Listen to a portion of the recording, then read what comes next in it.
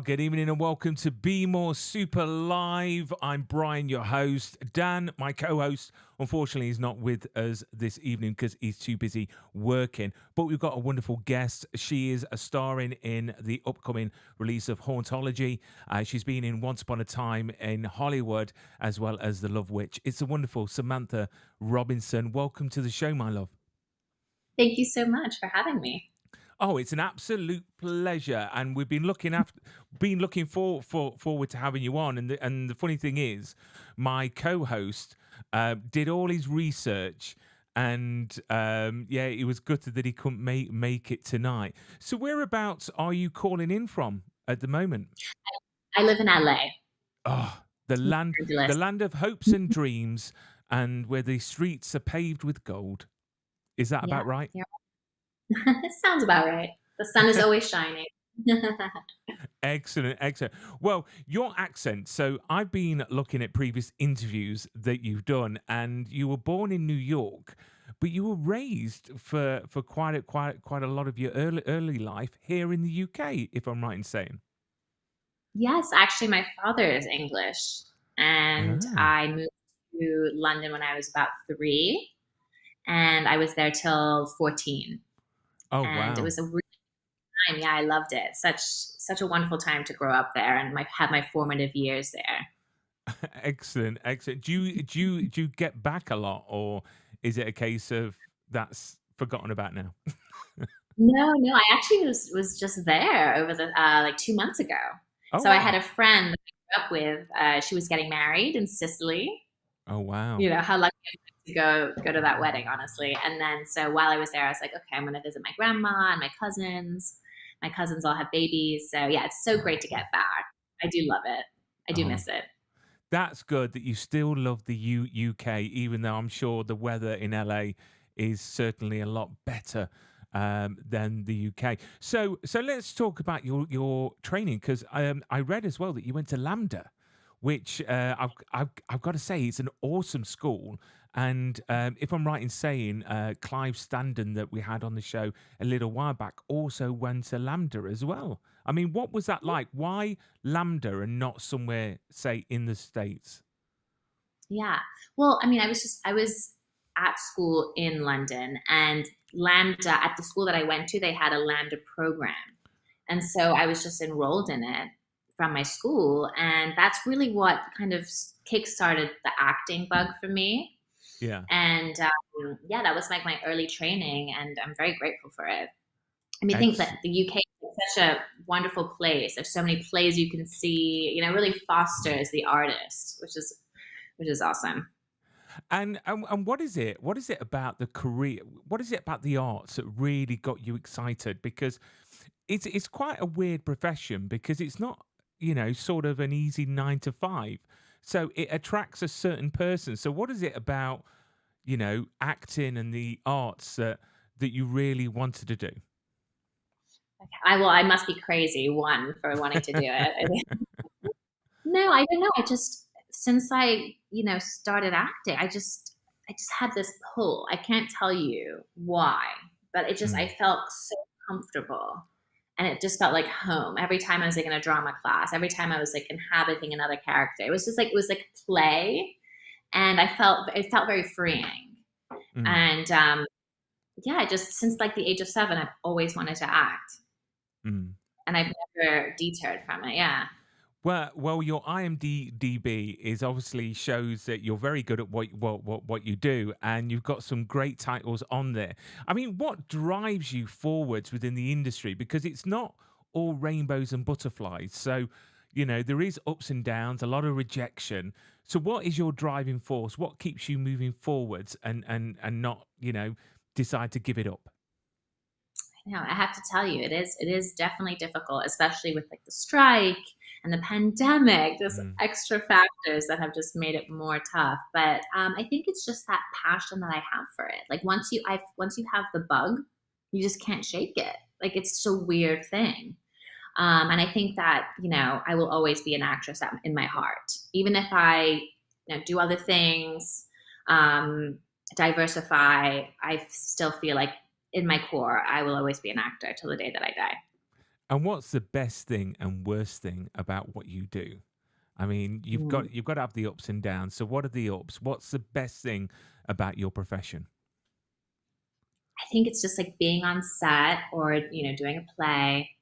I love the collaboration in it. I just love getting to know everyone. You really do become like a family.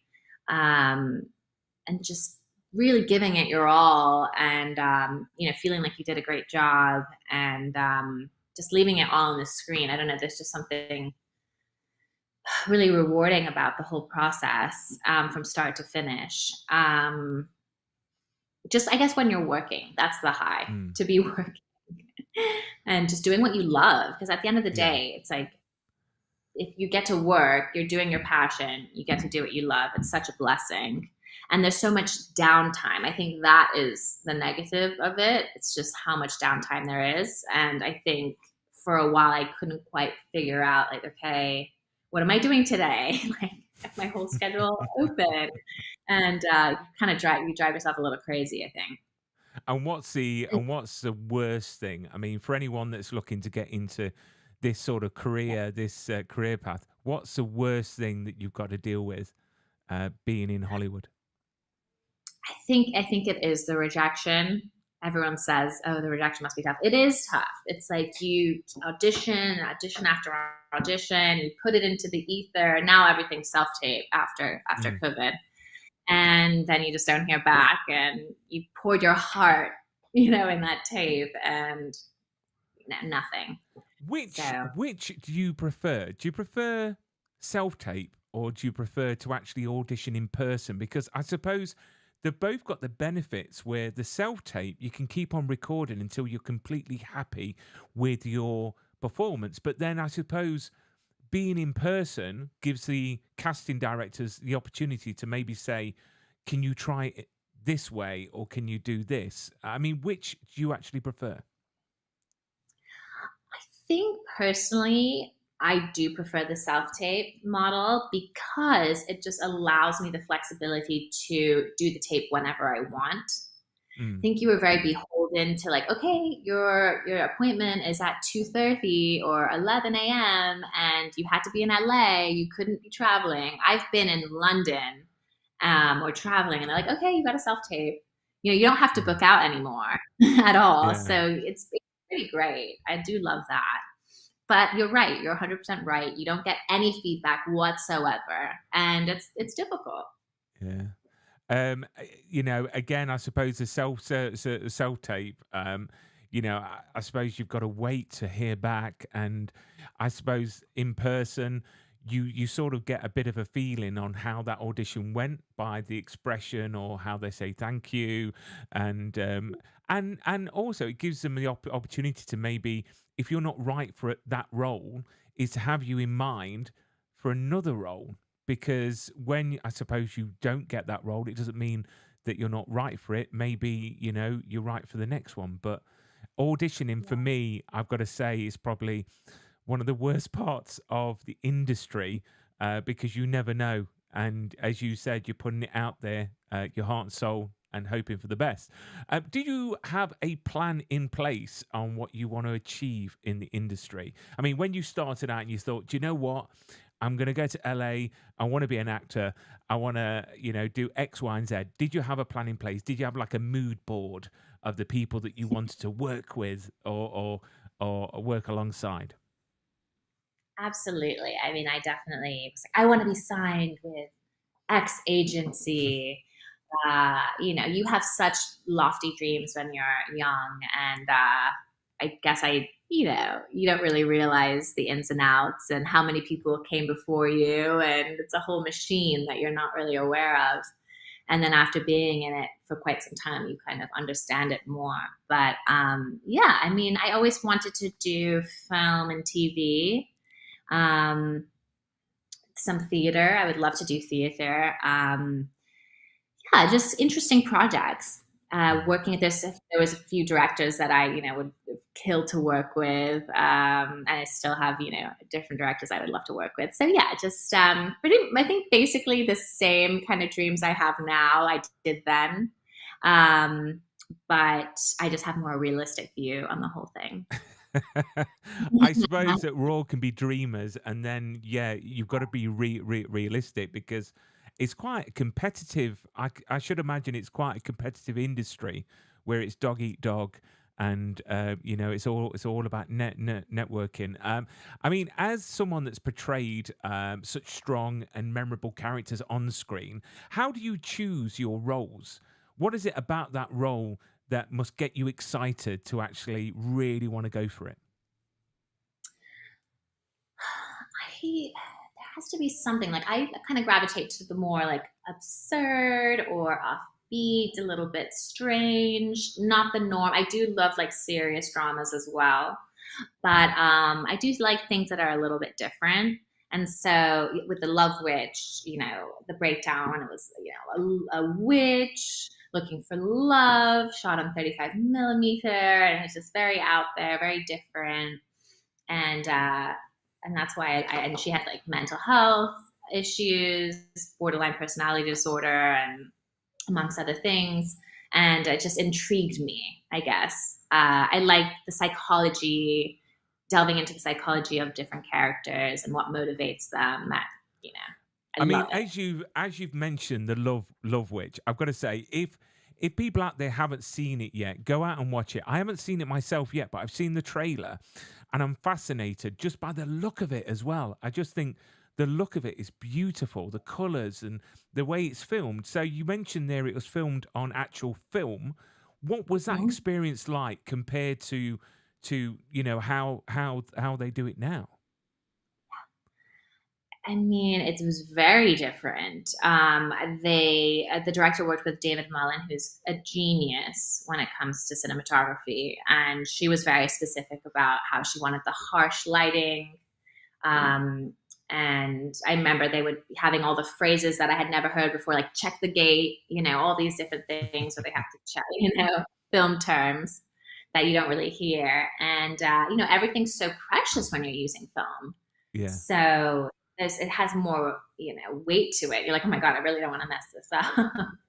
I mean, But I what almost think it's who's this filmed aimed at then? I mean, if you could tell us a bit about it, I mean, what is it all about?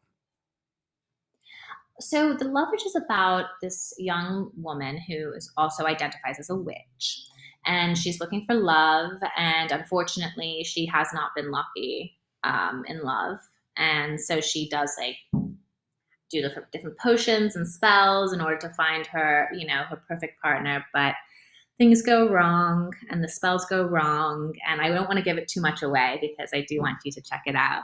But it's a very interesting film, and Anna Biller is an absolute genius. Like, if you see her credits on the film, she hand hooked a pentagram rug for 6 months that I lie on for I think 10 seconds in the movie, or That maybe is 30 crazy. seconds. She made all my costumes from scratch.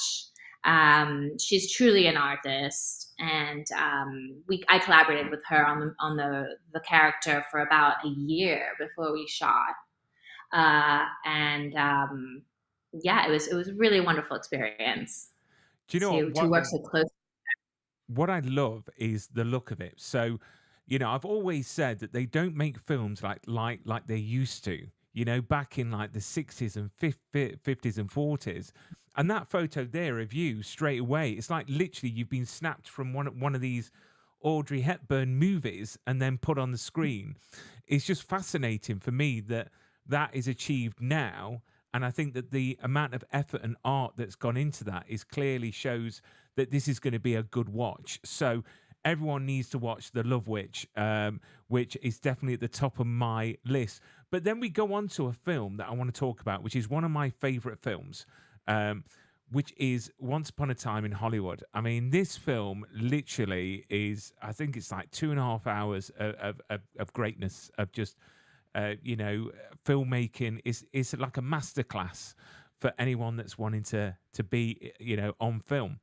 You play Abigail Folger uh, in the film, which is actually a real character, which is astonishing straight away.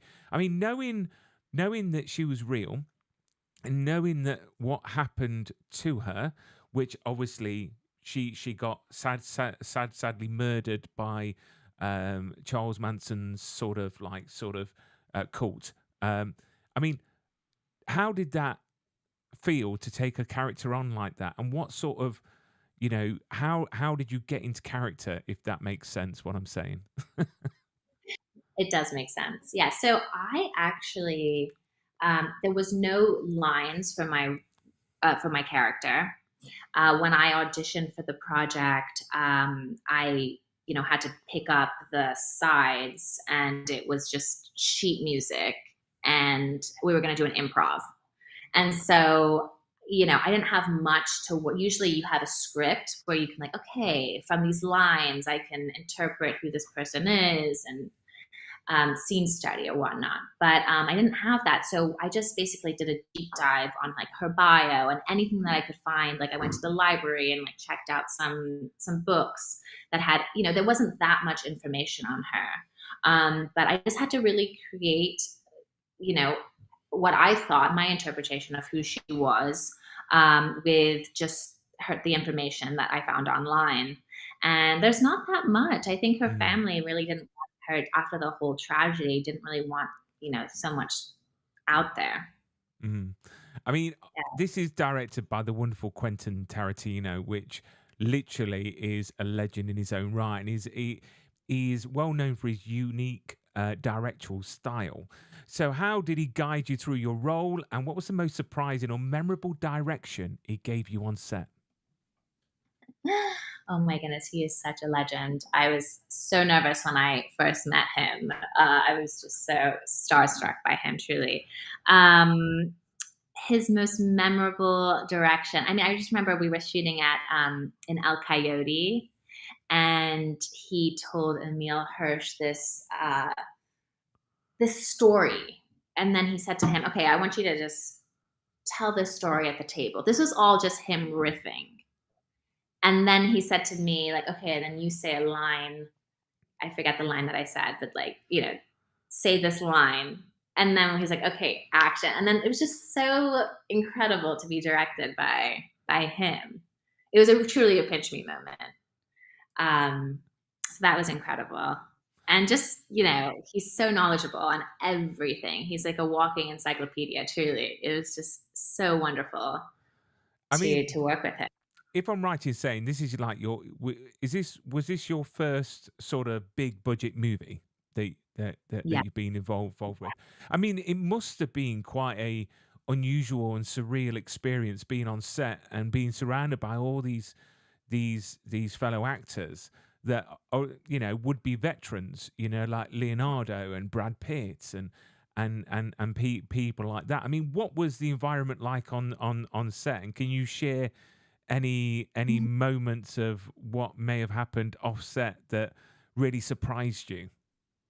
It was nerve-wracking, I have to say. I was definitely intimidated, not because I was made to feel that way. Actually, everyone was so welcoming. I know that, Marg I was nervous to have my singing, playing the piano scene, as I'm not really a piano player. When I was asked if I could play piano for the audition, I said, "Yes, I can, basic, and I can sing." You just say yes, that's what you're taught, you know? So I was very, very nervous for this scene, and Margot just was like, "Don't worry, I'll sing with you." Like, just made me feel really nice, and everyone was just couldn't be lovelier.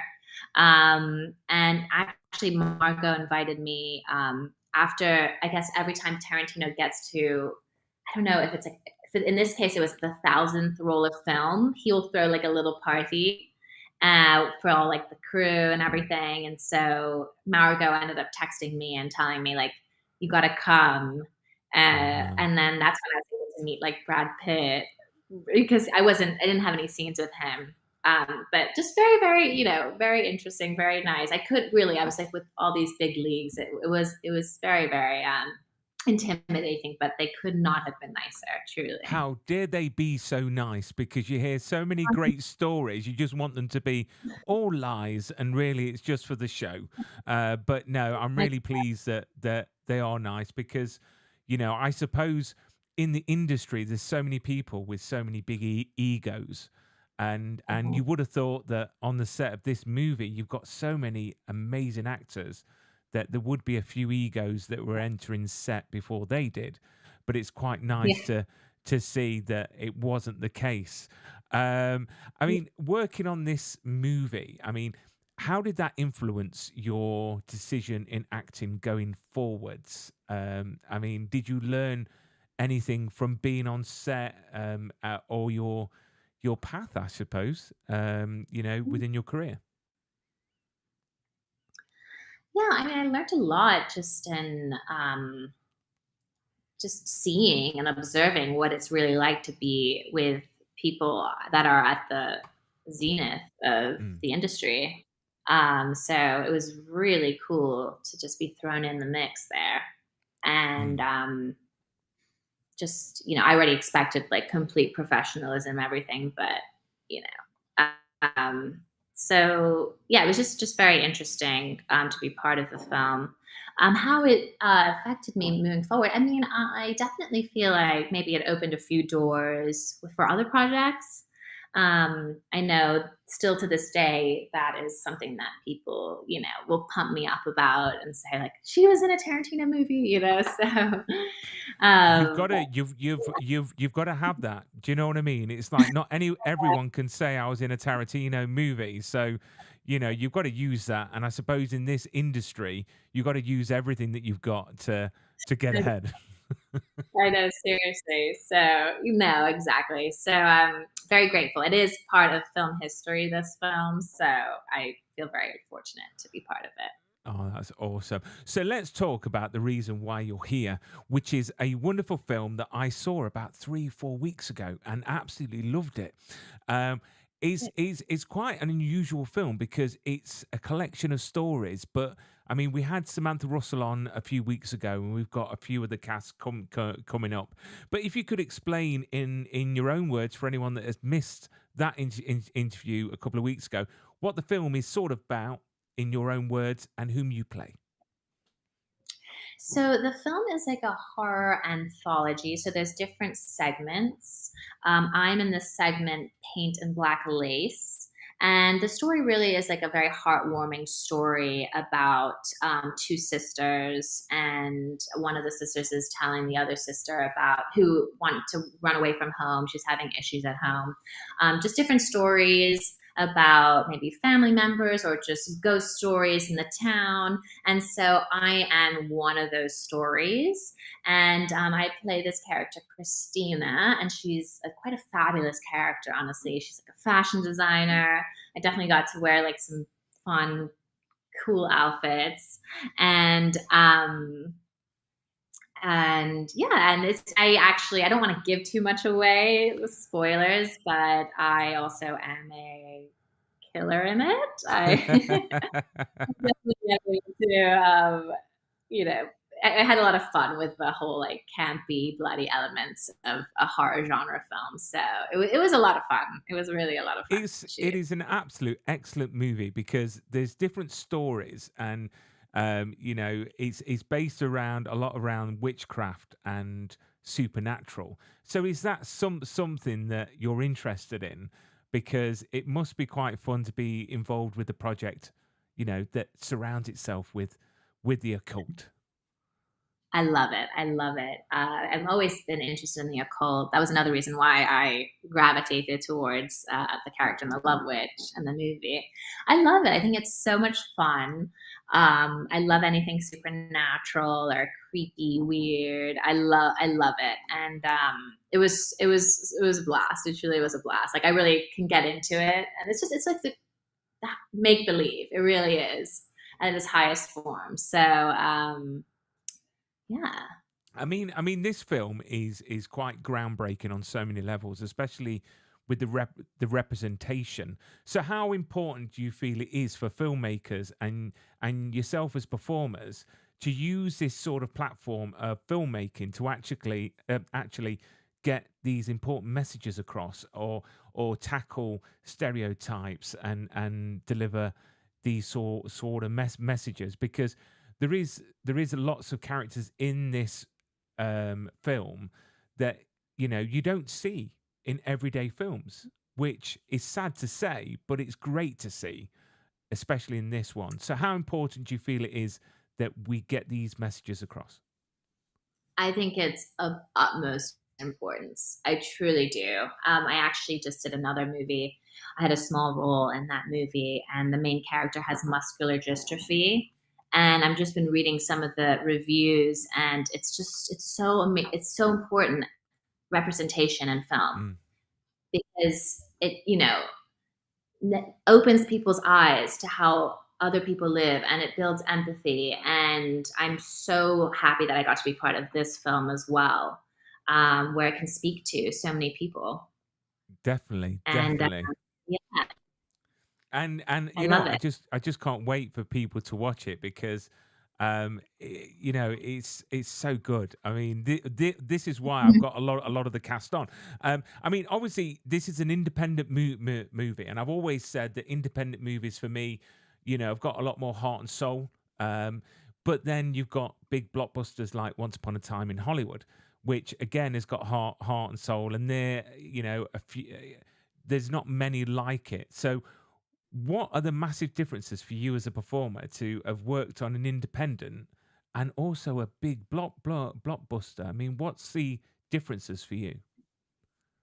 I think it's just like the difference in the budget, I would say, independent films are working with a lot less, but I always think that sometimes when you have a lot less, you're more creative, and you think of different ways to make that money really stretch, and I love to be part of like a collaborative process, and you know I'm not in this for the money. I really am not. I've worked on projects where I'm basically not getting paid at all, and it's just I do it because I love it and I believe in it, and I think I think it's good to have that spirit when it comes to to making art, because I want to make good art, and yeah, I think I think the difference is probably the amount of money. But everyone I know with Tarantino's set, he would not allow anyone to have their phones on set. Like he would check. Everyone had to check their phone in, Oh wow. and everyone was so excited to be there.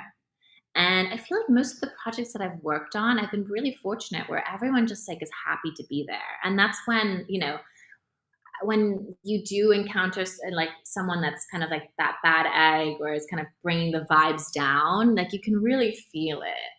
And yeah, so it's such a blessing to be able to make a film in general, no matter what the budget is, big or small. So let's be grateful and happy and like make it the best we can. That's my philosophy. Exactly. Good philosophy. And then this film recently had its premiere at Fright Fest in London, which had rave reviews. Have you got any plans on going to any screenings or any events coming up? No, I wanted to. I really wanted to, but unfortunately, I just was not able to make it over there. But Oh. I hear it's going well, so hopefully it'll be well received. So I wanted to ask. This is what we normally ask every guest: is that obviously you've been in so many wonderful projects. Have you kept anything as mementos? Have you kept any outfits, props? What have you stole, basically? I love this question. It's so good.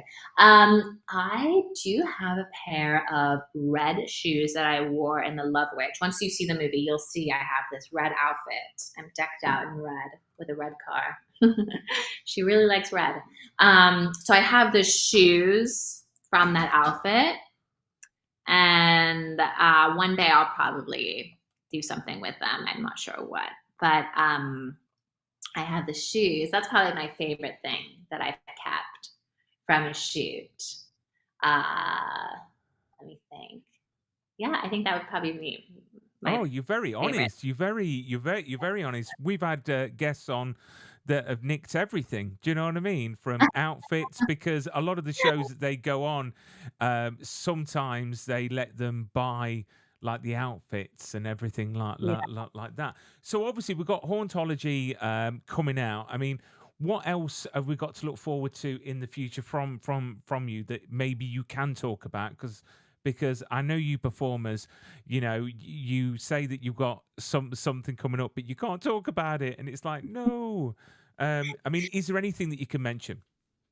Yeah, well, actually, I'm in pre-production for a horror film Oh, that I'm also producing. It's been like a year of us developing this project. It was written by a very talented writer-director, Raymond Creamer, and we are moving forward with that and should be filming in the beginning of next year.